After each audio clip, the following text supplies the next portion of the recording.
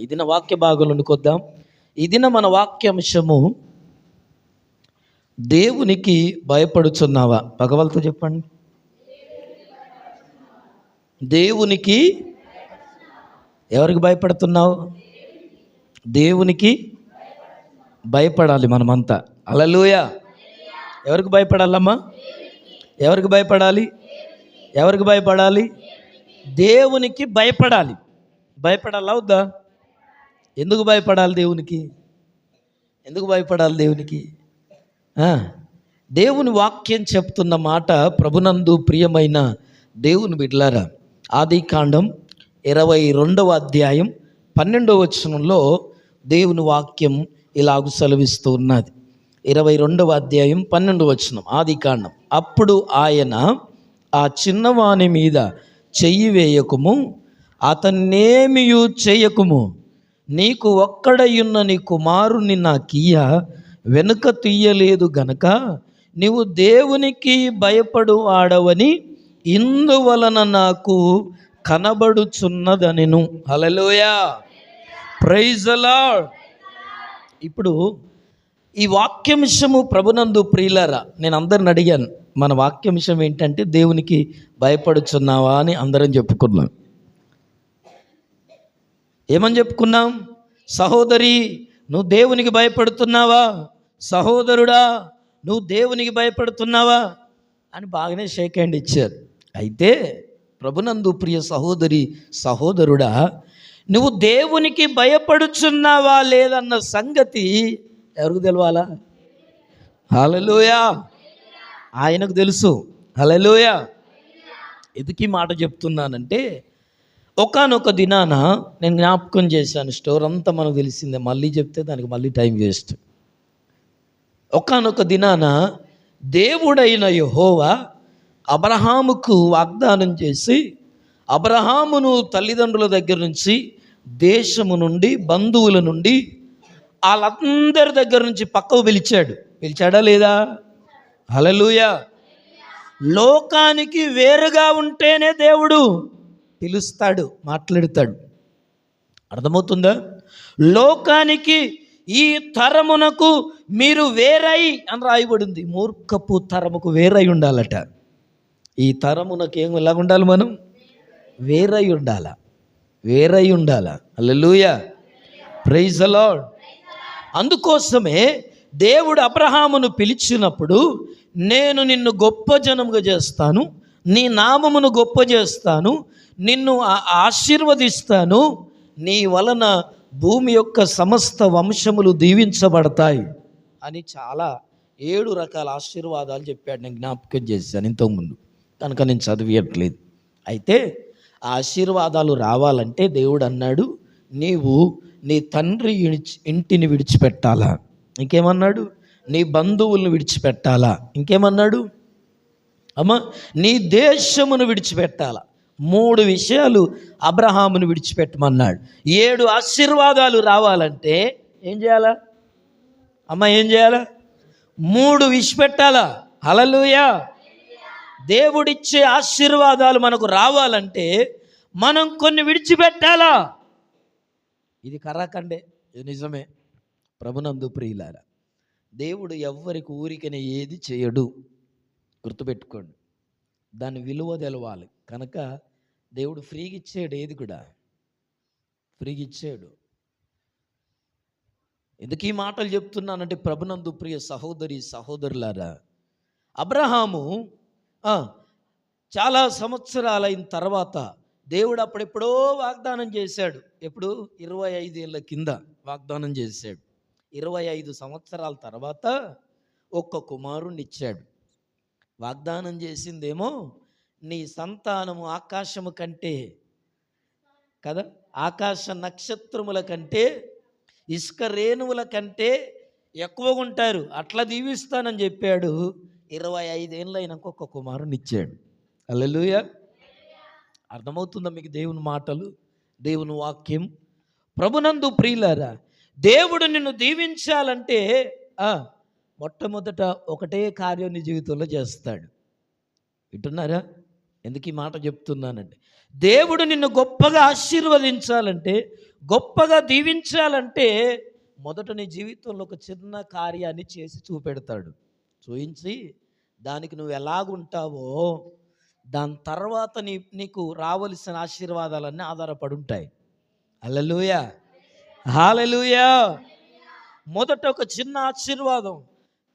దేవుడు వాగ్దానం ఇచ్చినప్పుడేమో నీ సంతానము ఆకాశ నక్షత్రం వలె ఉంటుందన్నాడు. అంతమంది పిల్లలు ఉంటారన్నాడు.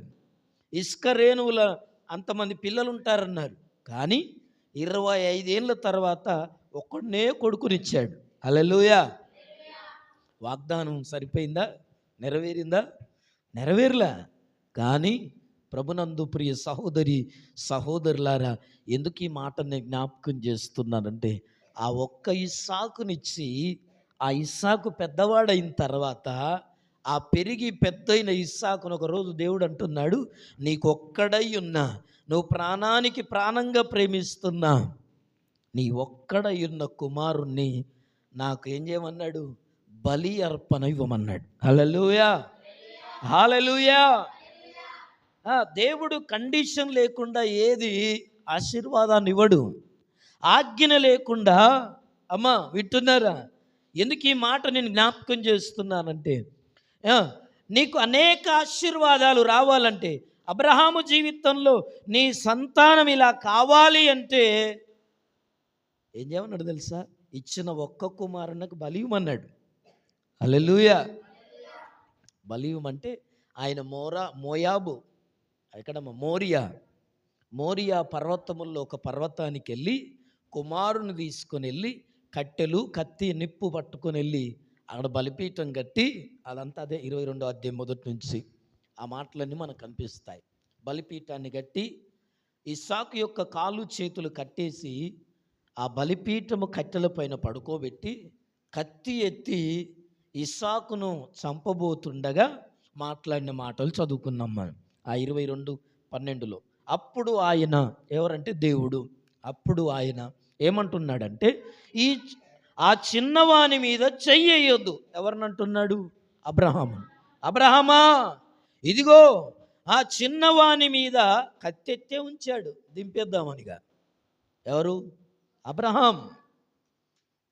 కన్న కొడుకును ప్రభునందు ప్రియులారా, లేక వృద్ధాప్యములో 100 సంవత్సరాలప్పుడు పుట్టిన కొడుకును దేవుడు అర్పణీయమన్నాడు, బలీయమన్నాడు. నువ్వు ఆశీర్వాదంలోకి రావాలంటే కొంత సమర్పణ కావాలి నీకు. దేవునికి నువ్వంటూ ఏం చేసుకోవాలా? సమర్పించుకోవాలా. నిన్ను నీవు దేవుని చేతికి అప్పగించుకోవాలా. నీ శరీరాన్ని, నీ దేహాన్ని, నీ ప్రాణాన్ని, నీ ఆత్మను, నీ మనస్సును, నీ కోరికల్ని, నీ ఆలోచనల్ని, నీ గుణాన్ని, నీ తత్వాన్ని అన్నీ చేసుకుంటా దేవుని భక్తి కుదరదు. అన్నీ చేసుకుంటా దేవుడు కావాలంటే కుదరదు. కొన్ని సమర్పించుకోవాలా. వారానికి ఒకసారి అయ్యా నేను ఉపవాసం ఉంటా, సమర్పించుకోవాలా. ఒక రాత్రంతా నేను ప్రార్థన చేస్తా, సమర్పించుకోవాలా దేవుని దగ్గర. ప్రభునందు ప్రియ సహోదరి సహోదరుడా, తింటా తాగుతా ప్రార్థన చేస్తా అంటే కుదరదు. దేవుని దగ్గర పనిచేయవు. అది నీ భక్తే, అది నీ సొంత భక్తి. నీ సొంత భక్తి వల్ల నీకు ప్రయోజనం ఏముండదు. నీ వరకు నువ్వు తృప్తి పడతావు. నాకు నేను ప్రార్థన చేస్తున్నాను, నాకు నేను గుడికి వెళ్తున్నాను, నాకు నేను వాక్యం చదువుకుంటున్నాను, నాకు నేను నీతిగా బ్రతుకుతున్నాను. ఇక్కడ కూర్చున్న మనందరిలో ఎవరికైనా నేను నీతిగా బ్రతుకుతున్నాను అనే ఆలోచన ఉందా? అది కూడా ప్రమాదమైనట. అర్థమవుతుందా మీకు? ఈ దినం ప్రభునందు ప్రియులారా, నేను నీతిగా బ్రతుకుతున్నాను, నేను ప్రార్థన చేస్తున్నాను, నేను మంచిగా బ్రతుకుతున్నాను అనే ఆలోచన కూడా నీకు అపవాది కలుగజేస్తాడట. అర్థమవుతుందా? నేను భక్తి చేస్తున్నా, నేను మంచిగా బ్రతుకుతున్నా, నేను నీతిగా బ్రతుకుతున్నా అనే ఆలోచన క్రైస్తవులకు రావద్దు. భక్తి చేసుకుంటూ పోవాలి తప్పితే నేను మంచి భక్తిలో ఉన్నా అనే స్వబుద్ధి, సొంత ఆలోచన, నా అంత భక్తి, నా అంత ప్రార్థన, నా అంత అనేది రావద్దు. క్రైస్తవుల దగ్గర ఉండొద్దు. అది ఉందా నీలో అపవాది పనిచేస్తుందని అర్థం. హల్లెలూయా, హల్లెలూయా, హల్లెలూయా. యేసు ప్రభు తను జీవించిన కాలమంతా ప్రతి రాత్రి దేవునితో గడిపాడు. ఆయన పగలంతా ప్రజల మధ్య పరిచర్య చేశాడు. కానీ ఏ రోజైనా నా భక్తి వల్ల ఇది చేస్తున్నాను అన్నాడా? ఏమన్నాడు తెలుసా? నా తండ్రి నాలో ఉండి చేపిస్తున్నాడు అన్నాడు. హల్లెలూయా, హల్లెలూయా. ఎందుకు ఈ మాట చెప్తున్నా అంటే, ప్రభునందు ప్రియ సహోదరి సహోదరులారా, దేవుని వాక్యం చెప్తుంది, ఇదిగో అబ్రహాము చెయ్యెత్తినప్పుడు, ఇస్సాకును చంపడానికి ఇష్టపడుతున్నప్పుడు, కత్తి వేయడానికి ఇష్టపడుతున్నప్పుడు, ఇదిగో దేవదూత మాట్లాడుతున్నది, దేవుడు మాట్లాడుతున్నాడు ఆ చిన్నవాని మీద. ఆ 11వ వచనం అంటాడు, యెహోవా దూత పరలోకము నుండి అబ్రహామా అబ్రహామా అని అతని పిలిచెను. అందుకు అతడు చిత్తము ప్రభువా అనెను. అప్పుడు ఆయన చిన్నవాని మీద చెయ్యి వేయకుము, అతనినేమీ చెయ్యొద్దు. హల్లెలూయా. ఆ చిన్నవాణ్ణి నువ్వేమి చేయొద్దు. నువ్వు కత్తి లేబట్టావు, సంతానాన్ని సిద్ధపడ్డావు, నా కొరకు నీ కుమారుని ఇవ్వడానికి నువ్వు వెనుదిరగలా, వెనకకు రాలా. దేవుని కొరకు ఏదైనా చేయడానికి ముందుకు రావాలి తప్ప వెనకకు రావద్దు. హల్లెలూయా, ప్రైజ్ ది లార్డ్. అబ్రహాం ఊరికేనే విశ్వాసులకు తండ్రి గాల, దేవుడు ఊరికేనే ఆ స్టేట్మెంట్, ఆ బిరుదు ఇవ్వాల. ఈ లోకంలో పద్మశ్రీనో ఏ అవార్డో ఏ గిఫ్టో వస్తే మనం నేను సీఎంతో తీసుకున్న కప్పేరికేనా అని 100 మంది చూపెట్టుకుంటాం మనం. హల్లెలూయా. నరేంద్ర మోడో లేకపోతే ఇంకేమంటాం, గవర్నర్ ద్రౌపది ముర్ము, ఆ లెవెల్లో లోకంలో ఉన్న వాళ్ళు కదా కప్పులు ఇస్తే షీల్డ్లు ఇస్తే సీఎంతో దిగిన ఫోటో నాకు కప్పిచ్చిండు, నేను అది మాట్లాడితే, నేను గేమ్లో గెలిస్తే లేకపోతే ఇంకేదో చేస్తే. ప్రభునందు ప్రియులారా, దేవుడు అబ్రహామునికి ఇచ్చిన అవార్డు ఏంటో తెలుసా? నువ్వు విశ్వాసులకు తండ్రి. అది ఇప్పటికీ పేరుంది. మీరు అబ్రహాము కుమారుడవే అన్నాడు. కొత్త నిబంధనలో కొంత వ్యక్తులను చూసి, ఒక స్త్రీని చూసి అన్నాడు, నువ్వు అబ్రహాము కుమార్తెవే అన్నాడు. హల్లెలూయా. అబ్రహాం ఎప్పుడో తాత ముత్తాతలు ఇప్పుడు చచ్చిపోయాడు. కానీ అబ్రహాము ఎలాంటి విశ్వాసాన్ని కలిగి ఉన్నాడో కొత్త నిబంధనలో ఆయన పరిచర్య చేసే దినాల్లో కూడా 2 వ్యక్తులను చూసి అన్నాడు, ఇతడును అబ్రహాము కుమారుడే అన్నాడు. ఎవరినన్నాడు? పొట్టి జక్కయ్య, గాడ్ బ్లెస్ యూ, హల్లెలూయా. ఇతడును అబ్రహాము కుమారుడే అన్నాడు. అబ్రహాములో ఏ విశ్వాసం ఉందో ఈ పొట్టి జక్కయ్యలో కూడా అదే విశ్వాసం ఉందట. అంటే 4 అంతలు సంపాదించింది తిరిగి ఇచ్చేశాడు. యేసు ప్రభు మన జీవితాల్లో ఉంటే మనలో ఉన్న లోపాలన్నీ మనం తీసివేస్తాం, మనలో ఉన్న చెడును తొలగించుకుంటాం, మనలో ఉన్న కల్మషాలను తొలగించుకుంటాం. కుళ్ళును పెట్టుకుని ప్రభు ఉండాలంటూ ఉండడో, కోపాన్ని పెట్టుకుని ప్రభు ఉండాలంటూ ఉండడో. అమ్మా, సమాధానం లేకుండా భార్య భర్తల మధ్య నేను ప్రభువును ప్రార్థన చేస్తున్నానంటే నీ ప్రార్థన వ్యర్థం. దండగా, శుద్ధ దండగా, సమాధానం లేకుండా. అందుకోసం యేసు ప్రభు చెప్పాడు కదా, బైబిల్ చదువుతున్నప్పుడు కనబడవనికివి, బలి అర్పణ అర్పించిన నాడట ఒక వ్యక్తి బలి అర్పణ అర్పించే నాడు ఆయన బలివ్వబోతున్నప్పుడు నీ మీద ఎవరికైనా కోపం ఉన్న ఎడలా నువ్వు బలి అర్పించబోతున్నప్పుడు ఒకవేళ ఆ వ్యక్తి నీకు గుర్తొస్తే ఆ బలిని ఆపాలట. హల్లెలూయా. అర్థమవుతుందా? ఎవరి మీదనైనా నీకు కోపం ఉంటే, లేదా నీ మీదనైనా ఎవరికైనా కోపం ఉంటే, నీవు బలి అర్పించే రోజు అంటే ప్రార్థన చేసేటప్పుడు, ఇప్పుడంటే మనం బలులు లేవు కనుక ప్రార్థన చేసేటప్పుడు ఎవరైనా నిన్ను బట్టి నొచ్చుకున్నారేమో, ఎవరైనా నిన్ను బట్టి హట్ అయ్యారేమో, ఇబ్బంది పడ్డారేమో, వాళ్ళు గుర్తొస్తేనట ప్రార్థన చేసేటప్పుడు ఏం చేయమన్నాడు ఆయన? నీ బలిని ఆపి ఏం చేయమన్నాడు? వాళ్ళతో సమాధానపడి తర్వాత వచ్చి బలి అర్పించమన్నాడు. ఈ మాటను మనం గుర్తు చేసుకోవాలా ప్రభునందు ప్రియులారా. ఎందుకు ఈ మాటని ఉదయకాలం నేను జ్ఞాపకం చేస్తున్నానంటే, అబ్రహాము కుమారుని ఇవ్వడానికి వెనకకు తీయలా, సొంత కుమారుని ఇవ్వడానికి. కనుకనే దేవుడు అంటున్నాడు, ఎందువలన నీ కుమారుణ్ణి నాకు ఇవ్వడానికి వెనక తీయలేదు గనక నీవు దేవునికి భయపడుచున్నవాడవని ఇందువలన నాకు కనబడుచున్నది. హల్లెలూయా, హల్లెలూయా, hallelujah, praise the lord. Abraham దేవునికి భయపడుతున్నాడన్న సంగతి ఎలా కనబడిందంటే, కన్న కుమారుణ్ణి ఇవ్వడానికి కూడా వెనుకకు రాలేదు. అబ్రహాము దేవునికి భయపడుతున్నాడు. భయపడాలి మనం దేవునికి. సహోదరి, నువ్వు దేవునికి భయపడువాడవేనా? సహోదరుడా, నువ్వు దేవునికి భయపడువాడవేనా? మనం దేవునికి భయపడాలి. ఈ లోకంలో ఎవరికి భయపడినా భయపడకపోయినా, ఎవరి మాట విన్నా వినకపోయినా, ఎందుకో తెలుసా, అబ్రహాము దేవునికి భయపడ్డాడు. కనుకనే అబ్రహాము తన జీవితంలో దీవించబడ్డాడు, విశ్వాసులకు తండ్రి అయ్యాడు. ఆ ఒక్కనిలో నుండే పెక్కుమంది అయ్యేటట్లుగా దీవించాడట. అబ్రహామును ఒక్కడిగా ఉన్నప్పుడు దేవుడు పిలిచాడట. అమ్మా, ఎట్లున్నప్పుడు? ఒక్కడిగా ఉన్నప్పుడు పిలిచాడు. కల్దీయుల ఊరనే గ్రామములో నుంచి అబ్రహామును దేవుడు పిలిచి కానానుకు నడిపించి ఒక్కడిని పిలిచి ఎలా చేశాడు తెలుసా? పెక్కు మంది అగునట్లుగా ఆశీర్వదించాడు. హల్లెలూయా, ప్రైజ్ ద లార్డ్, హల్లెలూయా. అబ్రహాము కుమారుడు ఇస్సాకు, ఇస్సాకు యొక్క కుమారుడు ఏశావు, యాకోబులు, యాకోబుకు 12 మంది కుమారులు, ఆ 12 మంది కుమారుల కుమార్తెలు కలిసి 75 మంది అయ్యారు. కానాను దేశంలో 75 మంది అయ్యారు. ఈ 75 మంది అయినప్పుడు కానానులో కరువు వచ్చేదట, భయంకరమైన కరువు వచ్చేది. వస్తే ఆ కానానులో కరువు ఉన్నందున ఐగుప్తులోనికి ముందుగానే దేవుడు యోసేపును పంపి, హల్లెలూయా, కానానులో కరువు వస్తుందని తెలిసిన దేవుడు ఏం చేశాడట? యోసేపును ఎక్కడికి పంపాడు? ఐగుప్తులోనికి పంపాడు. హల్లెలూయా. చరిత్రను, దేవుని చిత్తాన్ని అర్థం చేసుకుంటే అపార్థాలు తొలగిపోతాయి. దేవుడు అర్థం కాకపోతే అపార్థమే. ఒకసారి చెప్పాను అనుకుంటే అపార్థం గురించి కదా. అర్థం కాకపోతే ఏమవుద్ది? అపార్థం. ప్రభునందు ప్రియులారా, అందుకోసమే బైబిల్ చెప్తుంది.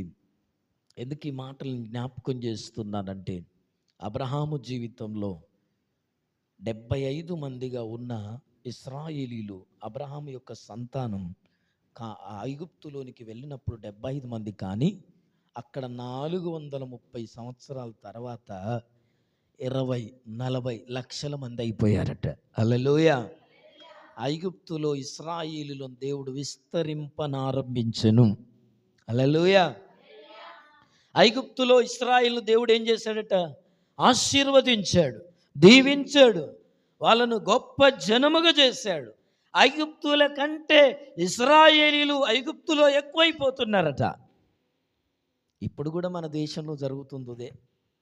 క్రైస్తవులు పెరిగిపోతున్నారు, క్రైస్తవులు ఎక్కువ అవుతున్నారు, మతం మారుతున్నారు అని చెప్పి మన దేశంలో జరుగుతున్న అరాచకాలు, పోరాటాలు, మతోన్మాదం, ప్రభునందు ప్రియులారా, మనం ప్రతిదినం చూస్తూ ఉన్నాం. మీరంటే చూడరేమో కానీ ప్రపంచంలో జరిగే సంగతులు, ప్రభునందు ప్రియులారా, మన దేశమంతా మారిపోతుందని చెప్పి వింటున్నారా? మన దేశములంతా మతం మారుస్తున్నారని చెప్పి జరుగుతున్నాయి ఎన్నో అల్లకల్లాలు. ఆంధ్రాలో, ప్రభునందు ప్రియులారా, తెలంగాణలో, ఉత్తర భారతదేశంలో ఎక్కడ చూసిన అల్లర్లు, మత ఛాందసవాదం, మతోన్మాదం. కనుక ఇది ఈ మాటలు వింటున్న ప్రియ సహోదరి, సహోదరుడా, ఆ రోజు ఫరో కూడా ఏం చేశాడు తెలుసా? ఐగుప్తులో ఇశ్రాయేలు పెరుగుతున్నారని మగవాళ్ళని ఇంటికి పోనీయలేదట.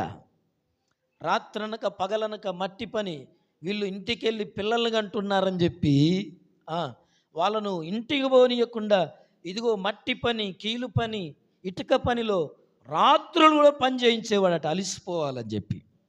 కానీ దేవుడు అంతకంతకు ఇశ్రాయేలీయులను ఐగుప్తులు ఏం చేశాడట? విస్తరింపనారంభించెను. హల్లెలూయా. అణిచివేయబడుతున్నప్పుడే క్రైస్తవ్యం పెరిగింది. హల్లెలూయా, హల్లెలూయా, ప్రైజ్ ద లార్డ్. ఒక యేసు ప్రభును చంపేస్తే ఆ రోజుల్లో కూడా పరిసయ్యులు, శాస్త్రులు, ప్రధాన యాజకులు, యూదులు, ఇశ్రాయేలీలు ఒక యేసు ప్రభును చంపేస్తే ఈ యేసు ప్రభు యొక్క పేరు ఎవరు నోరెత్తరు. అందుకే రోమా ప్రభుత్వ సహకారంతో ఆయనను సిలువకు అప్పగించారు, ఆయనను మరణానికి అప్పగించారు. యేసు ప్రభు చనిపోయిన తర్వాత ఒక్కరు కూడా యేసు ప్రభు గురించి మాట్లాడలేదు, కనిపించలేదు. అందరూ ఇళ్ళలో ఉండి ప్రార్థన చేస్తున్నారు యేసు ప్రభుతో ఉన్నవాళ్ళు. మీకు ఎంతమంది గుర్తుందో లేదో. అయితే పెంతెకోస్తు అనే పండుగ దినాన పరిశుద్ధాత్మ చేత నింపబడిన తర్వాత పేతురు, యోహానులు సమాజ మందిరములోనికి వెళ్ళి మీరు చంపిన యేసే దేవుడు అని ప్రకటించడం ప్రారంభించారట. హల్లెలూయా. యేసు ప్రభుని ఒక్కని చంపేస్తే ఈ సువార్త ఆగిపోద్ది, ఈ కొత్త బోధ ఆగిపోద్ది అనుకున్నారు. కానీ పేతురు, యోహానులు శిష్యులు 11 మంది లేచారు. ఆ 11 మందిలో ఒకడైన తోమ భారతదేశానికి వచ్చాడు. హల్లెలూయా. కేరళ రాష్ట్రానికి వచ్చాడు. క్రీస్తు శకం ఎప్పుడొచ్చాడు? అయ్యో, మీరు ఎప్పుడైనా రా ఇలాంటి విషయాలు. 73 క్రీస్తు శకం 73వ సంవత్సరం మొదటి శతాబ్దంలోనే అపోస్తులైన తోమ భారతదేశానికి వచ్చాడు. ఆయన మొట్టమొదట సువార్త చెప్పింది కేరళ బ్రాహ్మణ్స్కి. హల్లెలూయా. కేరళలో ఎక్కువగా ప్రభుని నమ్ముకున్నది బ్రాహ్మణ్సే. హల్లెలూయా. అక్కడ నుంచి ఆంధ్రాకు వచ్చింది సువార్త. ఆ 11 మంది శిష్యులు చంపేస్తే ఈ సువార్త ఆగిపోద్ది అనుకున్నారు. 11 మందిని ఏం చేశారు? హతసాక్షులుగా ప్రతి ఒక్కరిని చంపేశారు. ఒకరిని చర్మమొల్చారు, ఒకరిని తలక్రిందులుగా సిలువేశారు. తోమాని దేంతో పొడిచారమ్మా? ఏమంటారు వాటిని? ఈటలు, బల్లెములతో పొడిచారు. కేరళలో ప్రార్థన చేసుకుంటుంటేనే, మోకాళ్ళ మీద ఉండి ప్రార్థన చేస్తున్నప్పుడే. కానీ ఈరోజు ప్రభునందు ప్రియ సహోదరి సహోదరులారా, ఈ మాటలు వింటున్న ప్రియమైన దేవుని బిడ్డలారా, ఒకరిని చంపేస్తేనో ఒకరిని బెదిరిస్తేనో వింటున్నారా? హిట్లర్, ఎన్నో రాజ్యాలు, ఎంతోమంది రాజులు క్రైస్తవ్యం ముందు ఓడిపోయారు. హల్లెలూయా, హల్లెలూయా. సరే, ఈ చరిత్రనంతా నేను ఎందుకు జ్ఞాపకం చేస్తున్నానంటే, దినం మన వాక్యాంశంలోకి వద్దాం. దేవునికి భయపడాలి, దేవునికి భయపడే వారంగా మనం ఉండాలి. ఎప్పుడు అబ్రహాము దేవునికి భయపడ్డాడో, అబ్రహామును దేవుడు ఏం చేశాడు? విశ్వాసులకు తండ్రిని చేశాడు. అబ్రహాము నుండే ఈ భూలోకములో ఉన్న వంశములన్నీ పుట్టాయి, మనుషులందరూ కలిగారు ఆ ఒక్కని నుండే. హల్లెలూయా. ఆదాము నుండి కదా నోవాహు నుండి అబ్రహాము నుండే అందరం వచ్చాం. ఒకనిలో నుండే, ఆదాములో నుండే ఈ సంతానమంతా ప్రపంచ దేశాలన్నీ కూడా. ప్రభునందు ప్రియ సహోదరి సహోదరుడా, అందుకోసమే ఇప్పటికీ మనం అబ్రహాము దేవుడని ప్రార్థన చేయగలుగుతున్నాం, ఇస్సాకు దేవుడని ప్రార్థన చేయగలుగుతున్నాం, యాకోబు దేవుడని ప్రార్థన చేయగలుగుతున్నాం. దీనంతటికి కారణం అబ్రహాము దేవునికి భయపడ్డాడు. హల్లెలూయా. అంతేకాదు, బైబిల్లో చాలామంది భక్తులు దేవునికి భయపడ్డారు.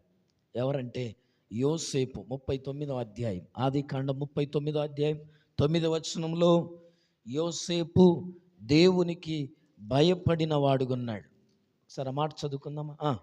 39వ వచనంలో, నీవు అతని భార్యవైనందున నిన్ను తప్ప మరిదేనిని నాకు అప్పగింపక ఉండలేదు, కాబట్టి నేనెట్లు ఇంత ఘోరమైన దుష్కార్యము చేసి దేవునికి విరోధముగా పాపము కట్టుకొందినని తన యజమానుని భార్యతో ఆనెను. హల్లెలూయా. చూడండి, అవకాశాలున్నా తప్పు చేయడానికి, పాపం చేయడానికి, ప్రభునందు ప్రియులారా, అవకాశాలు ఉన్నప్పటికీ కూడా బానిసగా పోతీఫర్ ఇంట్లో మెదులుతున్నాడు యోసేపు. ఎక్కడున్నాడు? పోతీఫర్ ఇంట్లో. పోతీఫర్ ఇంటికి యోసేపు ఎప్పుడు వచ్చాడో, యోసేపును చూడగానే పోతీఫర్కు దయగలిగిందట. ఏం కలిగిందమ్మా? దయగలిగాడు. కలిగితే యోసేపును చూసినప్పుడు ఇతడేదో సాధిస్తాడు, ఇతడేదో చేయగలడు అనిపించి కొన్ని పనులు చెప్పాడట. చెప్తే ఆ పనులన్నిట్లో యోసేపు దేవుణ్ణి బట్టి నమ్మకంగా ఉన్నాడు. హల్లెలూయా. ఎవరిని బట్టి అమ్మా? దేవుణ్ణి బట్టి నమ్మకంగా ఉన్నాడు. నమ్మకంగా ఉంటేనట ఆయన శకునం చూసి యోసేపుకు ఏ పని అప్పగించాడో ఆ పనిలో లాభాలు ఎక్కువ వస్తున్నాయి. ఎవరికి? పోతీఫర్కు లాభాలు ఎక్కువ వస్తున్నాయి.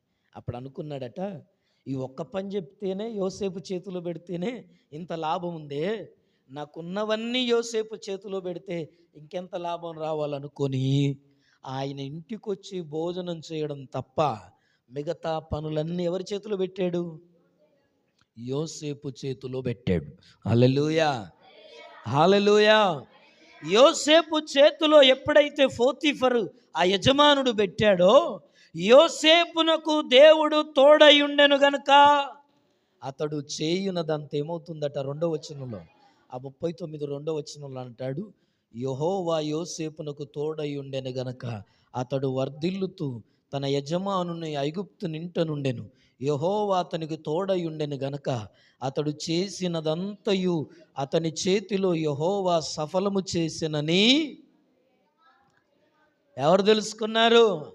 నీ భర్త నిన్ను నమ్మి నీ చేతిలో పెడుతున్న జీతం ఆశీర్వాదకరం అవుతుందా?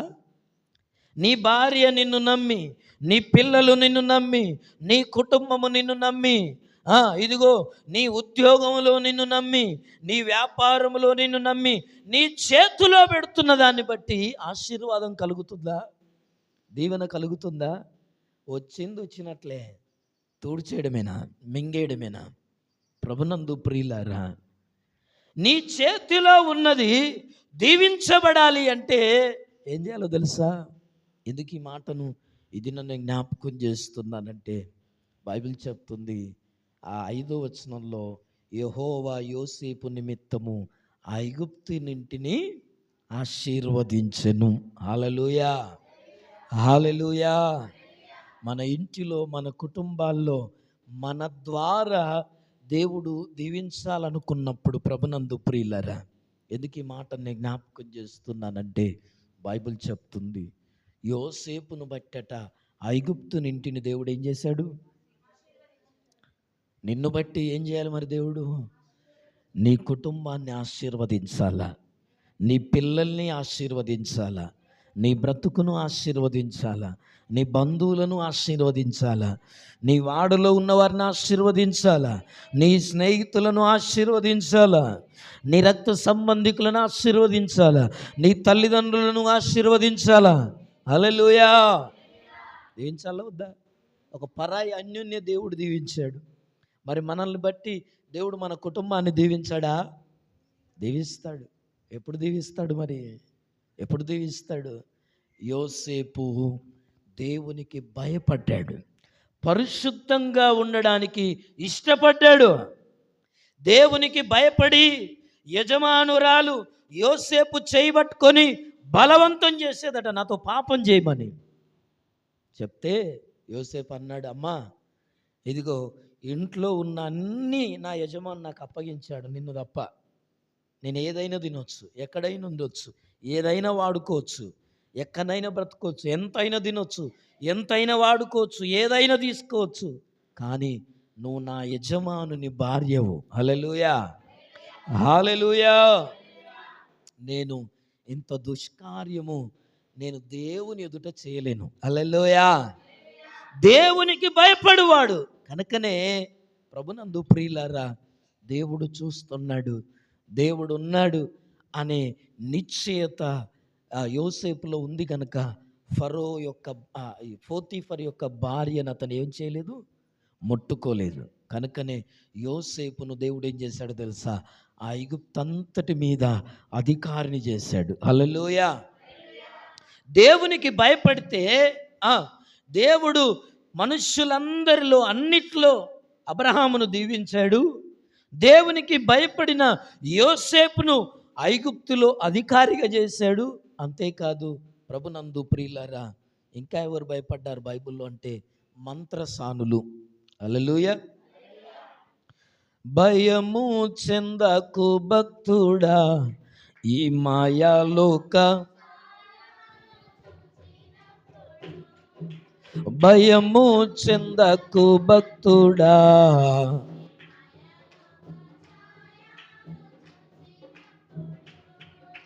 భయము చెందకు నీవు,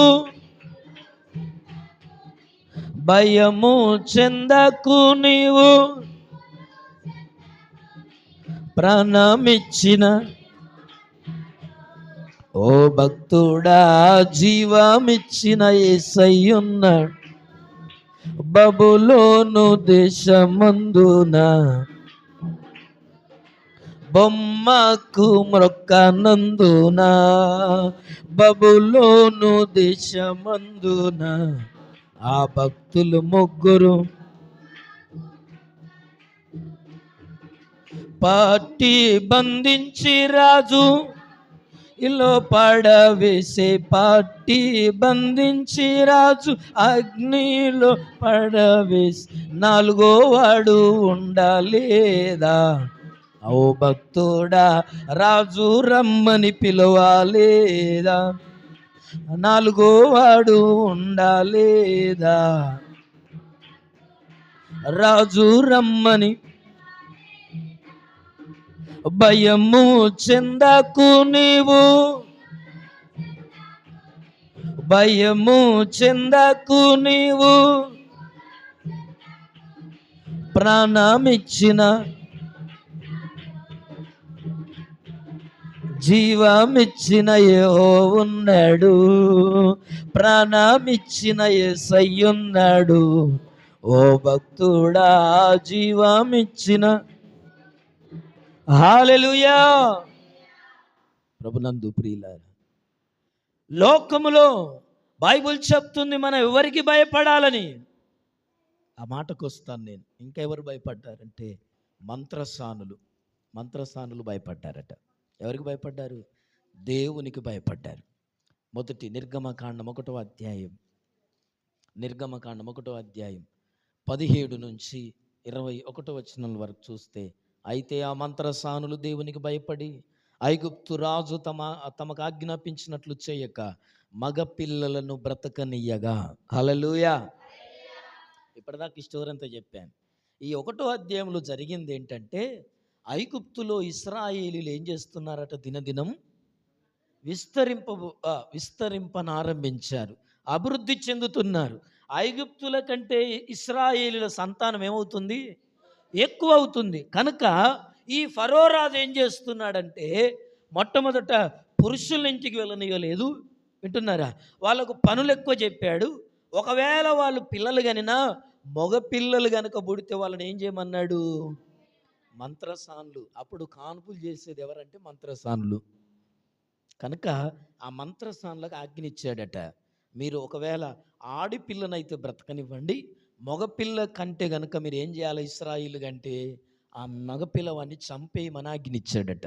అప్పుడు జరిగింది ఏంటంటే, ఆ మంత్రసానులు ఎవరికి భయపడ్డారు? దేవునికి భయపడి మగపిల్లలను బ్రతకనియ్యక వాళ్ళు బ్రతకనిచ్చారు, మగపిల్లలను వదిలేశారు. అలా పుట్టినోడే మోషే. ఆయన్లు వదిలిపెడితే వాళ్ళు బ్రతకనిస్తేనే బ్రతికినవాడు మోషే. మోషేను బ్రతకొద్దని ఫరో అనుకున్నాడు, ఐగుప్తులు అనుకున్నారు. ఎందుకో తెలుసా?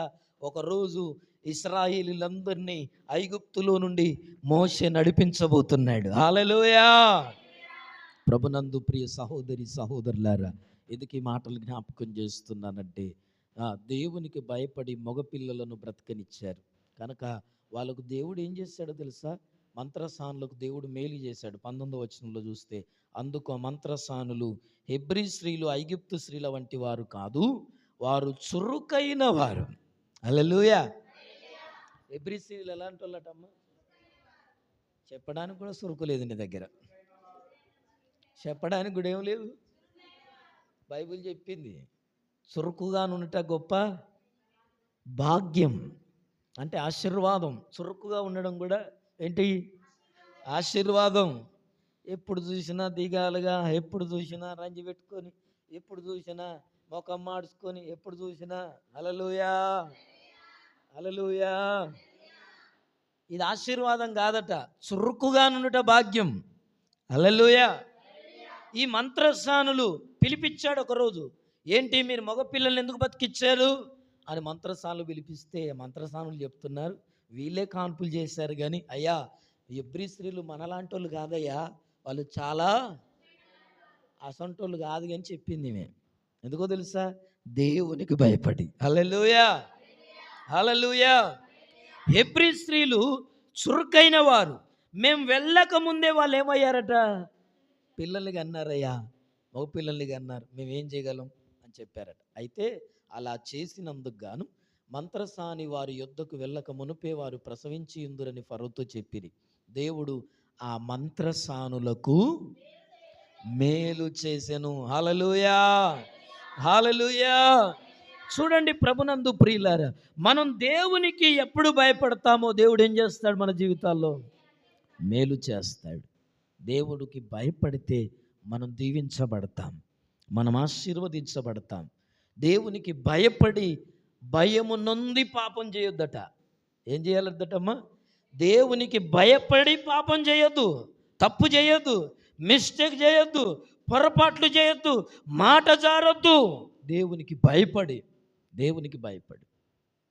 ఇంకా చూస్తే చివరిగా సమస్త జనులు దేవునికి భయపడ్డారట. దానియేలు గ్రంథం 6వ అధ్యాయం 26వ వచనంలో షద్రకు మేషకు అబద్నీగోలను అగ్నిలోనికి పంపితే, ఇప్పటిదాకా పాట పాడాం. ఎక్కడికి పంపితే? అగ్నిలోనికి పంపిస్తే ఎంత చక్కగా వెళ్ళిపోయారో వాళ్ళు. అమెరికాకు పోయినట్టు పోయారు వాళ్ళు. ఎక్కడికి పోయారమ్మా? విమానం ఎక్కించినట్టు పోయారు వాళ్ళు. సూపర్ లగ్జరీ బస్సు ఎక్కించినట్టు పోయారు అందులోకి. హల్లెలూయా. లేకపోతే ఒక 30 లక్షల కార్లు విలాసవంతమైనగా ప్రయాణం చేస్తున్నట్టు వెళ్ళిపోయారు. ఎందులోకి? ఎవరు వీళ్ళు? భక్తులు. హల్లెలూయా. భక్తులు ఎందులోనికైనా వెళ్తారు. కష్టాలకైనా వెళ్ళాలా, శ్రమలోనికైనా వెళ్ళాలా, కన్నీళ్ళలోనికైనా వెళ్ళాలా, ఎలాంటి పరిస్థితుల్లోనికైనా వెళ్ళాలని వెళ్ళనయ్యా, నేను ఒడ్డు మీదనే ఉంటాను, మంచి కాన్నే ఉంటాను, నేను కష్టాలను దిగనంటే కుదరదు. విశ్వాస పరీక్ష అది. హల్లెలూయా. షద్రకు మేషకు అబద్నీగోలను ఎందులోకి పంపారు? అగ్ని గుండంలోనికి పంపితే అందులోకి వెళ్ళి వాళ్ళు పాట పాడారు. హల్లెలూయా, హల్లెలూయా. పేతురు, పౌలు, శిలను చెరసాల్లో వేశారో లేదా? ఫిలిప్పి చెరసాల్లో, ఫిలిప్పిలో ఉన్న జైల్లో వేశారు. అర్ధరాత్రి వేస్తేనట చెరసాల్లో కూడా మందిరంలో పాటలు పాడుతున్నట్టు పాడుతున్నారు. మనం మందిరంకి వస్తే కానీ పాటలు రావు కొంతమందికి. హల్లెలూయా. ఎక్కడమ్మా? మందిరంలో ఉండి పాట పాడమంటేనే నోరు గర్వం, చప్పట్లు కొట్టమంటేనే చేతుల్లో వస్తాయి. కొంతమంది చప్పట్లు కొడితే చేతులు ఎంతమంది వస్తున్నాయి? చప్పట్లు కొడితే చేతుల్లో వచ్చేవాళ్ళు లేరా? నిజమే నేను మాట్లాడేది. నొస్తున్నాయంటే నీ శరీరంలో నీకు ఆరోగ్యం బాగాలేదని అర్థం. హల్లెలూయా. నువ్వు నడుస్తున్నప్పుడు కాళ్ళు లాగుతున్నాయా? కూర్చుంటే కాళ్ళు తిమ్మిరి వస్తున్నాయా? నీ ఆరోగ్యం బాగాలేదు, దెబ్బతిన్నదని అర్థం. హల్లెలూయా. నా మాటలు అబద్ధమైతే యూట్యూబ్ని అడగండి చెప్తుంది. యూట్యూబ్ని అడగండి చెప్తుంది. ప్రభునందు ప్రియులారా, ఎందుకు ఈ మాటలు జ్ఞాపకం చేస్తున్నానంటే బైబిల్ చెప్తున్నది, చెరసాల్లో వేయబడిన పౌలు శిలలు మధ్యరాత్రి గాయాలయ్యాయి, రక్తాలు వెళ్తున్నాయి, కొట్టారు, బోండాలు వేశారు, చక్కగా ఫ్యాన్ గాలికి నిద్ర వస్తుంది, అలిసిపోయి నిద్ర రావాల్సిన పరిస్థితి. కానీ ఏం చేస్తున్నారు తెలుసా? చెరసాలు అనుకోలే వాళ్ళు. హల్లెలూయా. అగ్నిగుండం అనుకోలేదు వాళ్ళు. హల్లెలూయా. దేవుడు మనతో ఉంటే అది అగ్నిగుండమైన ఆహ్లాదకరమే. అందుకోసమే దీవెనయ్య గారు పాట పాడారు కదా,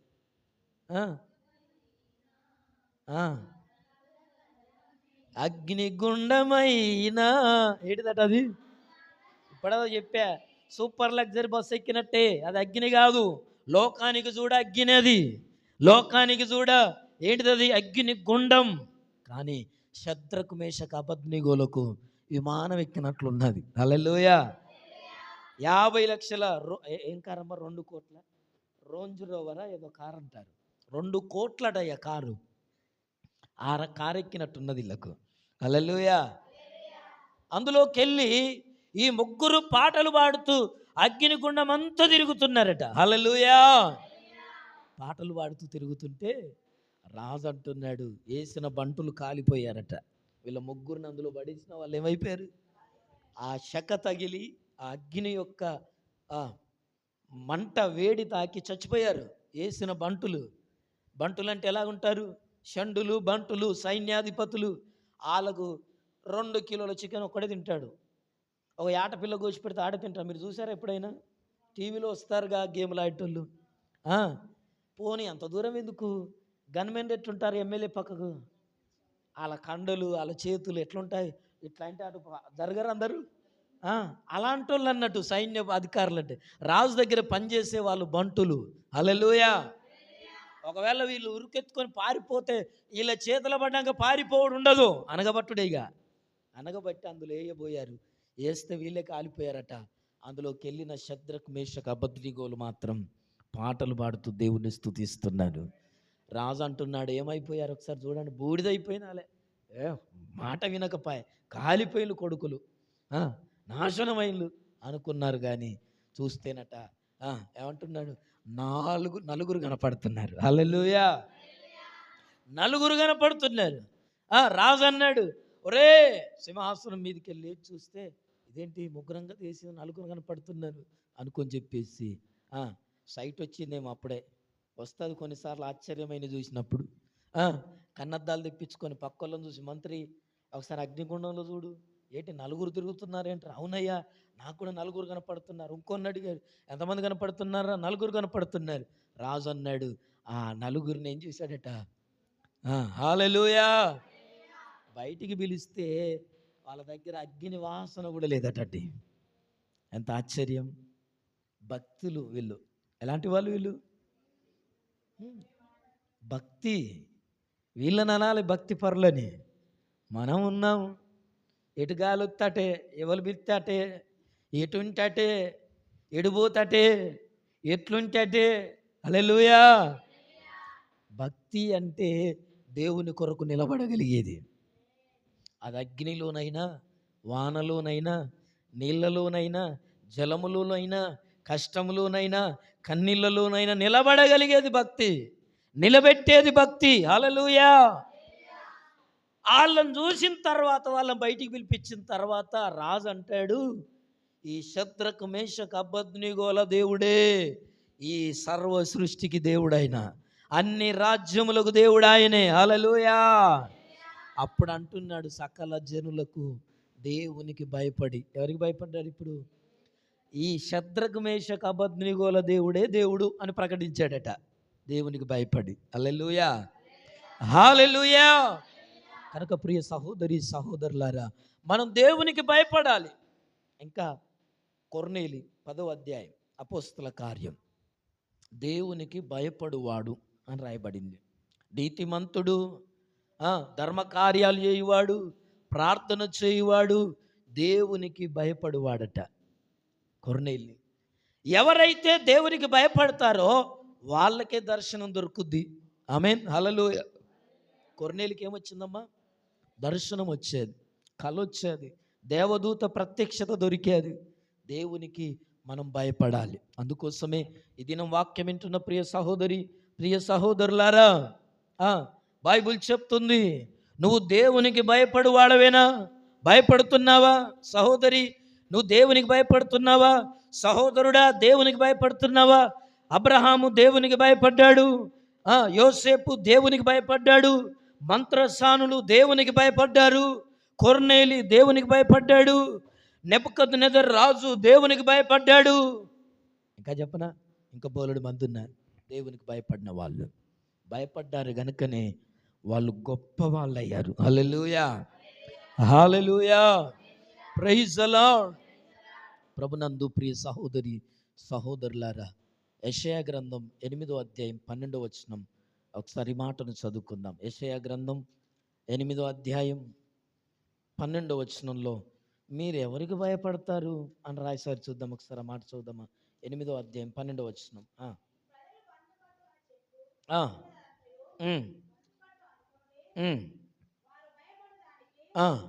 ఈ ప్రజలు బందుకట్టు అని చెప్పినదంతయు బందుకట్టు అనుకొడకుడి. ఈ లోకంలో మనుష్యులందరూ దేనికి భయపడుతున్నారో దానికి మనం భయపడాల్సిన పని లేదు. బైబిల్ చెప్తున్న మాట అది. ఈ లోకమంతా, ఈ ప్రజలందరూ బందుకట్టు అని చెప్పునదంతయు బందుకట్టు అనుకొనకుడి. దానికి కాదు మీరు భయపడేది. లోకమంతా దేనికి లోబడుతుందో, లోకమంతా ఎటువైపు చూస్తుందో, లోకమంతా ఎటువైపు వెళ్తుందో అటు వెళ్ళడానికి లేం మనం. దాని కొరకు పిలువబడలేదు. బైబిల్ చెప్తుంది, వారు భయపడు దానికి భయపడకుడి. చూడండి ఏమంటున్నాడమ్మా, లోకము దేనికి భయపడుతుందో దానికి మీరు భయపడొద్దు. చదువమ్మా. దాని వలన దిగులు పడకుడి. సైన్యములకు అధిపతియగు యెహోవాయే పరిశుద్ధుడను కొనుడి. మీరు భయపడవలసిన వాడు హల్లెలూయా, ఆయనకే భయపడాలి మనం. లోకములో ఉన్న మనుష్యులకెవ్వరికి భయపడొద్దు. ఇంకా చెప్పిన బైబిల్ చెప్తుంది, లూకాసు వార్త 12వ అధ్యాయం 5వ వచనంలో మీరు ఎవరికి భయపడాలో దేవుని వాక్యం చెప్తున్నాను.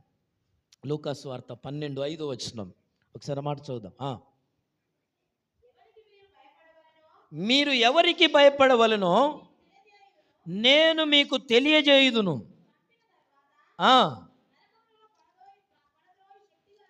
చూడండి చూడండి, చంపిన తర్వాత అమ్మా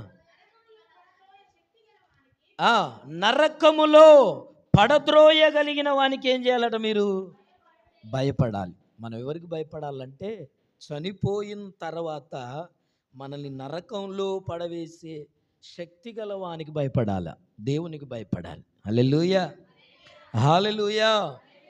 మీరు ఎవరికి భయపడాలో నేను మీకు తెలియజేస్తున్నాను అంటున్నాడు ప్రభువైన యేసుక్రీస్తు. చెప్పిన మాటలు ఇవి. మీరు ఎవరికి భయపడాలో తెలుసా? మీరు చనిపోయిన తర్వాత మీ ఆత్మను, మీ శరీరాన్ని నరకములో వేసేవానికే భయపడు తప్ప ఇదిగో ఆయనకే భయపడుడని మీతో చెప్పుచున్నాను. చూసారా ప్రభునందు ప్రియులారా, ఇంకేమంటాడంటే పైన చూస్తే, నా స్నేహితులైన మీతో నేను చెప్పునదేమనగా దేహమును చంపిన తర్వాత మరేమియు చెయ్యని వానికి భయపడకుడి. హల్లెలూయా. వింటున్నారా? మన ప్రాణాన్ని తీస్తారేమో ఈ లోకంలో, మన శరీరాన్ని చంపేస్తారేమో, కానీ ఆత్మను చంపే వారికి మాత్రమే మనం భయపడాలి. హల్లెలూయా, హల్లెలూయా. యుగ యుగాలు మన ఆత్మను నరకం లేసేవాడు ఎవరంటే దేవుడు. కనుక ఆ దేవునికే మీరు భయపడాలి. నరులకు భయపడొద్దు, మనుషులకు భయపడొద్దు, అధికారులకు భయపడొద్దు, నాయకులకు భయపడొద్దు. అంటే నేనేమంటున్నానంటే వాళ్ళకి ఎదురు తిరుగుమని కాదు నేను చెప్పేది.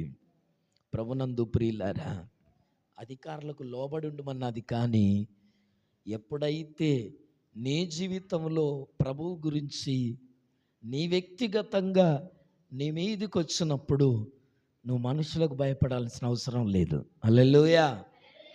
శద్రకు, మేషకు, అబద్నెగోల ప్రాణం మీదకి వచ్చినప్పుడు వాళ్ళు భయపడలా. దేవుడేంటో రుజువుపరిచే టైం వచ్చినప్పుడు భయపడలా. అప్పటిదాకా బానిసలుగా బ్రతికారు. నెబుకద్నెజరు రాజు రాజ్యాధికారంలో బ్రతికారు. కానీ ఎప్పుడైతే అగ్ని గుండంలో ప్రాణానికి ముప్పు వచ్చిందో అప్పుడు భయపడలేదు. దేవుడిని చూపించడానికి నిలబడగలిగారు. హల్లెలూయా. కనుక ప్రభునందు ప్రియ సహోదరి సహోదరులారా, మనం దేవునికి భయపడాలి. దేవునికి భయపడే వారంగా ఉంటే మనం దీవించబడతామట, మనం ఆశీర్వదించబడతాం. ఎప్పుడు భయపడాలి అంటే మనం అన్ని విషయంలో దేవునికి భయపడాలి. ఎన్ని విషయాల్లో? చాలా ఉన్నాయి. కీర్తనలు 22, 23, 119, 120. ఇంకా చూస్తే యోబు గ్రంథం 23:15. అన్ని విషయాల్లో దేవునికి మనం ఎలా భయపడాలో, వాళ్ళు ఎలాగ భయపడ్డారో అన్ని విషయాలు రాయపడ్డాయి. భయపడ్డాడు కనుకనే దీవించబడ్డారు, భయపడ్డారు కనుకనే గొప్పవాళ్ళు అయ్యారు. కనుక ఈ దినం ప్రియ సహోదరి సహోదరుడా, మనం దేవునికి భయపడాలి, భయపడే వారంగా ఉండాలి. దేవుణ్ణి భయము కలిగి మనం ఏం చేయాలట? పాపం చేయకుండా ఉండాలి, తప్పు చేయకుండా ఉండాలి, పొరపాటు చేయకుండా ఉండాలి, మనుష్యులకు హాని చేయకుండా ఉండాలి, కీడు తలపెట్టకుండా ఉండాలి. ఇదిగో దేవుణ్ణి ఎలాగూ ప్రేమిస్తున్నామో ఇతరులను మనం ఎలా చేయాలి? నిన్ను వలె నీ పొరుగు వారిని ప్రేమించాలి. ఒకటేదో దేవుణ్ణి నేను ప్రేమిస్తున్నానని చెప్పి పక్క వాళ్ళని ప్రేమించకపోతే పొరపాటు, అది నేరం. అది దేవుడు నీ ఒడిలోనే వేస్తాడు, గుర్తుపెట్టుకో. ప్రార్థన చేస్తావు, భర్తను ప్రేమించవు. ప్రార్థన చేస్తావు, పిల్లల్ని సైసావు. ఏం ప్రార్థన? ఎందుకు ఈ మాట చెప్తున్నా అంటే, ప్రభునందు ప్రియులారా, దేవుడు అంటే నాకు ఇష్టం అంటావు, దేవుడు అంటే నాకు ప్రాణం అంటావు, దేవుని కంటే మీరు ఎవ్వరు ఎక్కువ కాదంటావు. కానీ నీ భర్తను ప్రేమించకపోతే నువ్వు వెళ్ళేది కూడా నరకానికే. నీ పిల్లల్ని ప్రేమించకపోతే నువ్వు వెళ్ళేది నరకానికే, నువ్వెంత భక్తి చేసినా. ఎందుకు ఈ మాట చెప్తున్నానంటే, బైబిల్ చెప్తుంది దేవునికి భయపడటం వలన మనకేం కలుగుతుంది. ఓకే, భయపడమని ఇంతసేపు వాళ్ళందరూ భయపడ్డారు, చెప్పావయ్యా. భయపడితే ఏమొస్తుంది అంటే, ఒక 3 విషయాలు చెప్పి నేను ముగిస్తాను, అంతే. 3 విషయాలు చెప్పి నేను ముగిస్తాను. ప్రసంగి 8:12, కీర్తన 85:9, లూకాసు వార్త 1:50. 3 విషయాలు జ్ఞాపకం చేసి నేను ముగిస్తాను. దేవునికి భయపడటం వలన మనకేం లాభం, ఏం ఫలం, ఏం ఆశీర్వాదం వస్తుందంటే బైబిల్ చెప్తుంది. దేవునికి భయపడాలి తప్పకుండా. మన అన్నిట్లో ఏ కార్యక్రమం చేసినా, ఏ మాట మాట్లాడినా, ఎక్కడ నిలబడినా, ఏ పరిస్థితిలో ఉన్నా, నువ్వు ఇంట్లో ఉన్నా, బయట ఉన్నా, నువ్వే పనిలో ఉన్నా, నువ్వు ప్రార్థనలో ఉంటేనే ఒక రీతిగా ఉండడం కాదు, ప్రార్థనలో లేనప్పుడు కూడా, లోకంలో బ్రతుకుతున్నప్పుడు కూడా, వ్యాపారం చేస్తున్నప్పుడు కూడా, ఉద్యోగంలో ఉన్నప్పుడు కూడా దేవునికి భయపడాలి. హల్లెలూయా. శద్రక్ మేషక్ అబేద్నెగోలు ఏం చేస్తున్నారు అనుకుంటున్నావు? వాళ్ళు ఉద్యోగమే చేస్తున్నారు అక్కడ, కానీ దేవునికి భయపడుతున్నారు. యోసేపు ఏం చేస్తున్నాడు? పోతీఫర్ ఇంట్లో ఉద్యోగమే చేస్తున్నాడు, కానీ దేవునికి భయపడుతున్నాడు. ఈ దినం ఈ మాటలు వింటున్న ప్రియ సహోదరి సహోదరులారా, దేవునికి భయపడటం వలన ఏ ఫలం కలుగుతుందంటే, చూసారా, ప్రసంగి 8:12లో క్షేమము కలుగుతుందట.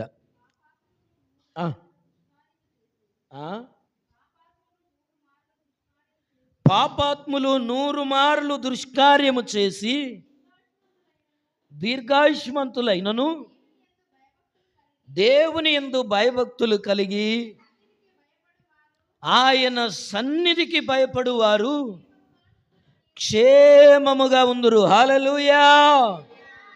దేవుని సన్నిధికి భయపడవాలి. దేవుని సన్నిధి అంటే ఏంటి అమ్మా? దేవుని సన్నిధి అంటే ఏంటి? హల్లెలూయా. మనం ఎక్కడ ఉంటామో అక్కడ ఎవరు ఉండాలా? దేవుని సన్నిధి ఉండాలి. Hallelujah. Praise the lord. Hallelujah. Hallelujah. Praise the lord. మనం వాతావరణం మార్చటంలో ఎక్కడుంటే మనం అంటే కంఫర్ట్ జోన్ మన కొరకు దేవుడు ఏర్పాటు చేస్తాడు. అగ్నిగుండంలో ఉంటే కంఫర్ట్ జోన్లో లేరా వాళ్ళు? దేవుని బిడ్డలుగా ఎక్కడ నిలబడితే అక్కడ దేవుని సన్నిధి ఉండాలా. దేవుని సన్నిధిలో భయభక్తి కలిగి ఉండాలా, భయముతో ఉండాలా. అందుకోసమే ప్రభునందు ప్రియ సహోదరి సహోదరులారా, యెహోవా యందు భయభక్తులు కలిగిన వారు ఏ బాబు దింపు, ఈ గావరాలు చేయకండి, ఇదే భయం నేర్పండి కొద్దిగా. పిచ్చి చేటలు చేయకండి, పిచ్చేషాలు. అవి వాయిద్యం రా బాబు, అట్లెక్కి దిగుతున్నావు.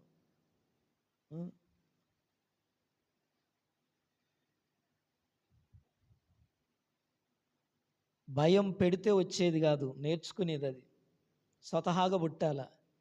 దేవునికి భయపడితే దీవించబడతాం. నిజం చెప్తున్నా, నేను భయపడతాను దేవునికి భయపడాలి మనం. ఆయన ఆకాశం మందు ఉన్నాడు, మనం భూమి మీద ఉన్నాం. అన్నిటికీ భయపడాలి దేవునికి. భక్తి చేస్తే సరిపోదు, ప్రార్థన చేస్తే సరిపోదు, పాటలు పాడితే సరిపోదు, వాయిద్యాలు వాయిస్తే సరిపోదు, బైబిల్ మోస్తే సరిపోదు, అమ్మా ఉపవాసం చేస్తే సరిపోదు. ఉపవాసం ఉన్నప్పుడు ఒక తీరుగుంటే సరిపోదు, మందిరంలో ఉన్నప్పుడు ఒక తీరుగుంటే సరిపోదు. రోజు దేవునికి భయపడాలా. మనం దీవించబడాలంటే రోజు భయపడాలా. దేవునికి భయపడితే ఒళ్ళు దగ్గర పెట్టుకుంటాం. దేవునికి భయపడితే మన మనసు మన కంట్రోల్లో ఉంటుంది. దేవునికి భయపడితే మన ప్రవర్తన బాగుంటుంది. దేవునికి భయపడితే మన మనస్సు బాగా పనిచేస్తుంది. దేవునికి భయపడితే మనకు మంచి ఆలోచనలు వస్తాయి, దుష్ట ఆలోచనలు రావు. దేవునికి భయపడితే జాగ్రత్తగా బతుకుతాం. దేవునికి భయపడితే కంట్రోల్గా ఉంటాం మనం. దేవుని భయం రావాలా. భయం ఉంటే దేవునికి భయపడకపోతే కూడా ఏమవుద్దో చెప్తా, ముగిస్తాను అనుకుంటున్నాను. కానీ నన్ను మళ్ళీ రివర్స్ చెప్పనియొద్దు. జాగ్రత్త. దేవుని మందిరానికి వచ్చి దయ్యాలు బట్టేటోళ్ళు కూడా ఉంటారు. మీకు తెలుసో తెలియదో? తెలుసా? మీకు ఎంతమంది తెలుసో? జీవితాంతం శపించబడిన వాళ్ళు కూడా ఉన్నారు బైబిల్లో. వీళ్ళు శపించబడ్డది ఎక్కడో తెలుసా? మందిరానికి వచ్చే మందిరంలో వేషాలు వేయొద్దు, నచ్చదు నాకు. సేవకునికి నేనే తట్టుకోలేను, దేవుడు తట్టుకోడు. అర్థమవుతుందా? మొండితనం ఎక్కడి నుంచి వస్తుంది అనుకుంటున్నావు? లోబడినితనం. ఎంతమంది చెప్పినా కొంతమంది వినరు. కారణం ఏంటో చెప్పనా? దేవుడే అలా వాళ్ళని ముద్రేస్తాడు, దేవుడే అప్పగిస్తాడు వాళ్ళని. అట్లా నేను చూపెడతాను ఆధారాలతో బైబిల్లో. కొంతమంది వ్యక్తులను దేవుడు అలా చేశాడు. ఎంబ్రే అనవాళ్ళు, సౌలు, పౌలు ఎదురు తిరిగారట పౌలుకు మాట్లాడుతున్నప్పుడు. వాక్యం మీద ఎదురు తిరిగారు. దయచేసి చెప్తున్నా, సేవకుల కోపం పుట్టించొద్దు. సేవకుల ముందర ఎక్కువ చేయొద్దు. ఎవరైనా మంచిదే, ఎక్కువ చేయొద్దు. మేము దేవుని సన్నిధిలో ఉన్నాం. మేము ఎప్పుడు ఆశీర్వాదాలని తీసుకొస్తాం. మేము ఎప్పుడు మంచి మాటల్ని తీసుకొస్తాం. ఎప్పుడు దేవుని సన్నిధిలో కనిపెట్టి తీసుకొస్తాం. ఆశీర్వాదకరమైన మాటలు, మీకు మేలు చేసేటి. మీ కొరకు ఉపవాసం ఉంటాం, మీ కొరకు కన్నీళ్లు గారుస్తాం, మీ కొరకు ప్రతిదినం ప్రార్థన చేస్తాం. అర్థమవుతుందా? మీ కొరకు ప్రతిదినం నేను ప్రార్థన చేస్తున్నాను. దేవుని మందిరం నుండి చెప్తున్నా, మీరు మా మీద ఎక్కువ చేయొద్దు, ఓవర్ చేయొద్దు. మా దగ్గర ఓవర్ చేయొద్దు. బైబిల్లో ఉంది, సేవకుల ముందు ఓవర్ చేసిన వాళ్ళు ఏమైందో.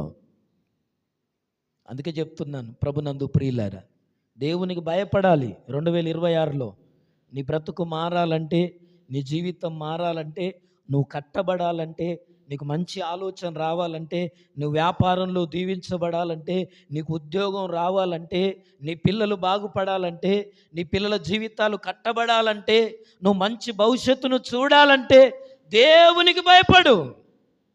ఎవరికి భయపడాలా? దేవునికి భయపడాలా. అదే కదా నేను చెప్తున్నమాట. దేవునికి భయపడాలా. భయపడితే ఏమవుద్దటంటే దేవుడు ఏం చేస్తున్నాడు? క్షేమాన్ని ఇస్తాడు, క్షేమం కలుగుద్ది. రెండవదిగా ఏం జరుగుద్దటమ్మా? కీర్తన 89.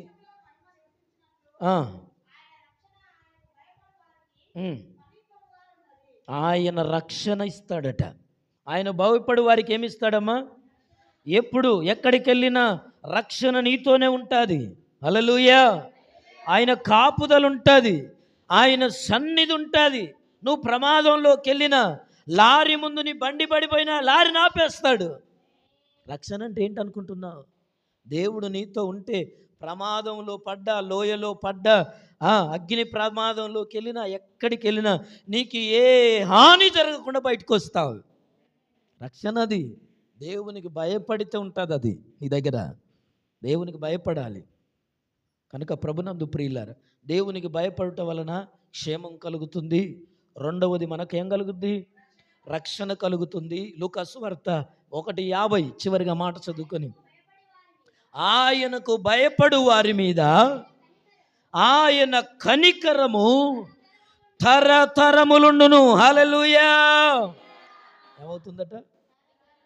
దేనికి ఉంటుంది? దేవునికి మనం భయపడితే ఆయన కనికరం, దేవుని కనికరం ఉండాలి మనకు. మనం బాగుపడాలంటే దేవుని కనికరం మన మీద ఉండాలా. మన దగ్గర గర్వం ఉండొద్దు, దేవుని దగ్గర అహం చూపెట్టుకోవద్దు.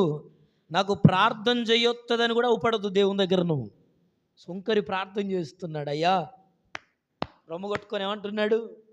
దేవుని మందిరం ఎదుట నిలబడి, అయ్యా నీ మందిరంలో ప్రవేశించే అర్హత కూడా నాకు లేదు, నేను పాపాత్ముని అని ప్రార్థన చేస్తున్నాడు. పరిసయ్యుడు, చాలామంది భక్తి చేస్తున్నారు. పరిసయ్యుడు వచ్చి అంటున్నాడు, నేను అయ్యా రోజు ప్రార్థన చేస్తున్నాను, రోజు వాక్యం చదువుతున్నాను, రోజు మందిరంలో ఉంటున్నాను, అయ్యగారికి ఏది కావాలన్నా ఇస్తున్నాను, నేను లేకపోతే ఈ మందిరం నడవదు, ఈ లోకంలో ప్రభా ఈ మందిరంలో ఎంతోమంది బీదోళ్ళు ఉన్నారు, వాళ్ళ లెక్క నన్ను ఉంచనందుకు వందనాలన్నాడు. ఈ ప్రార్థన మెచ్చలే దేవుడు. ఈ ప్రార్థన మెచ్చాడా? మరి ఎందుకు నీకు ఇంత? ప్రభునందు ప్రియులారా, ఎందుకు ఈ మాటలు నేను జ్ఞాపకం చేస్తున్నానంటే, దేవుని సన్నిధికి వచ్చామా, నువ్వెంత తెలివి కల్లోనివైనా, నీ దగ్గర ఎంత డబ్బున్నా, నీకెంత జ్ఞానం ఉన్నా, నిన్ను నువ్వు ప్రభువు దగ్గర సేవకుని ముందు, ప్రభువు ముందు నువ్వు తగ్గించుకోవాల్సిందే. నీకు దీవెన రావాలంటే, నువ్వు దీవించబడాలి అంటే, నువ్వు ఆశీర్వదించబడాలి అంటే, దేవునికి భయపడితే సేవకునికి విలువిస్తావు, నేర్చుకుంటావు, అది ఆటోమేటిక్గా వస్తుంది. దేవునికి భయపడే వ్యక్తి ఈ లోకంలో ఏ మనిషికైనా విలువిస్తాడు. హల్లెలూయా. ఎవరిని చిన్న చూపు చూడడు. దేవునికి భయపడాలి. దేవునికి భయపడాలి. దేవునికి భయపడకపోతే ఏమవుద్దో ఒక మాట చెప్పి నేను ముగిస్తాను. అది కూడా చెప్పాలి, ఎందుకంటే తేలిగ్గా తీసుకుంటాం మనం చాలా విషయాలు. మొరటు ఒక సేవకుడు చెప్తుంటే విన్నాను నేను. ఒక ఇంట్లో పిల్లలు చెప్తే వినకుండా ఉంటారు అంటేనట, ఆ ఇంట్లో ఆ తల్లో ఆ తండ్రో దేవుని మాట వినకుంటుంటారట. దాన్ని బట్టే ఇంట్లో పుట్టిన పిల్లలు మొండిగా ఉంటారట. గుర్తు చేస్తున్నాను. తల్లో తండ్రో దేవుని మాట, ఆ కుటుంబ యజమాని. సహోదరుడా, ఒక మాట గుర్తు చెప్తున్న మొగుళ్ళకి ఏంటో తెలుసా? తీర్పు దినాన నీ కుటుంబాన్ని గురించి ఒక యజమానునిగా నిన్నే అడుగుతాడు. నీ భార్య ఎంత భక్తిపర్రాలైనా గుర్తుపెట్టుకో, నువ్వు కుటుంబానికి శిరస్సు. హల్లెలూయా. నీ భార్యకు నువ్వేంటి? నీ పిల్లలకు నీవు శిరస్సువు. మొగోళ్ళనే లెక్క అడుగుతాడు, నీ ఇంటి ఎలాగుందని, కుటుంబం ఎలాగుంది, భక్తి జీవితం ఎలాగుంది. ఎందుకు ఈ మాట నేను ఈ దినం జ్ఞాపకం చేస్తున్నానంటే, మనం దేవునికి భయపడే వారంగా ఉండాలా. దేవునికి భయపడకపోతే ఏమవుద్దటంటే, ద్వితీయోపదేశ కాండం 28వ అధ్యాయం 58, 59 సమస్త రోగాలు మన జీవితాల్లో కలుగుతాయట దేవునికి భయపడకపోతే. చివరిగా, ఈరోజు చాలామంది లోకంలో, ప్రపంచంలో ప్రతి ఇంటిలో ఒక రోగి ఉన్నాడు, వ్యాధిగ్రస్తుడు ఉన్నాడు. దానికి కారణం ఏంటో తెలుసా? మనుష్యులందరూ దేవునికి వ్యతిరేకమైపోయారు. నిజ దేవుడు ఎవరో ఎరగక సృష్టిని పూజిస్తున్నారు, సృష్టిలో ఉన్న సమస్తాన్ని పూజిస్తున్నారు. అందుకనే దేవుడు మనుషులకు విరోధైపోయాడు. ఈ లోకంలో రోగాలు పెరగడానికి కారణం ఏంటనుకుంటున్నారు? చిన్న వయస్సులో ఆ వ్యక్తులకు రోగాలు రావడానికి కారణం దేవుడు పంపిన తెగులే ఇది. కనుక నేను జ్ఞాపకం చేస్తున్నాను, ఇది నా ప్రభునందు ప్రియ సహోదరులారా, దేవునికి భయపడుతున్నావా? పిల్లలు దేవునికి భయపడాలి. దేవుని మందిరంలో అల్లరి చేయొద్దు, లేచి తిరగొద్దు. మందిరానికి వచ్చామా, ఈ సీసీ కెమెరాతో, మందిరం అంటే దేవుని కన్నులు నిచ్చే స్థలం ఇది. ఇక్కడ ఏం జరిగినా రికార్డ్ చేయబడుతుంది. దేవుని మందిరంలోనే దీవించబడతాం, దేవుని మందిరంలోనే శపించబడతాం. మన జీవితాల్లో ఆశీర్వాదం ఇంటికాడ కూర్చొని ప్రార్థనలతో రాదు, గుర్తుపెట్టుకోండి. ఏటేట మందిరానికి వచ్చి అన్నా ప్రార్థన చేసింది కానీ దీవెన రాలా. ఇంటికాడ పెనిన్న తిట్టిన తిట్లన్నీ బట్టి ప్రార్థన చేసింది కానీ ఆశీర్వాదం రాలా. కానీ ఎప్పుడైతే ఎక్కడికి వచ్చి ప్రార్థన చేసింది, మందిరానికి వచ్చి ప్రార్థన చేసింది, ఆమె ప్రార్థన వల్ల కూడా ఆశీర్వాదం రాలే ఆమె జీవితంలో. ఎప్పుడొచ్చిందో తెలుసా? ఎప్పుడొచ్చిందమ్మా?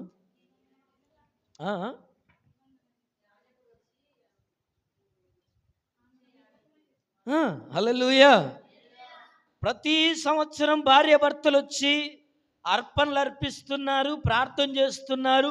వచ్చినప్పుడల్లా ఏడ్చుకుంటూ వస్తుంది, ప్రార్థన చేస్తుంది, పోతుంది. అన్న మీరు చదవండి అక్కడ 1 సమూయేలు గ్రంథం 1వ అధ్యాయంలో. ఏడ్చుకుంటూ వచ్చి ప్రార్థన చేస్తుంది, పోతుంది. కానీ చివరిగా జరిగింది ఏంటో తెలుసా? నేను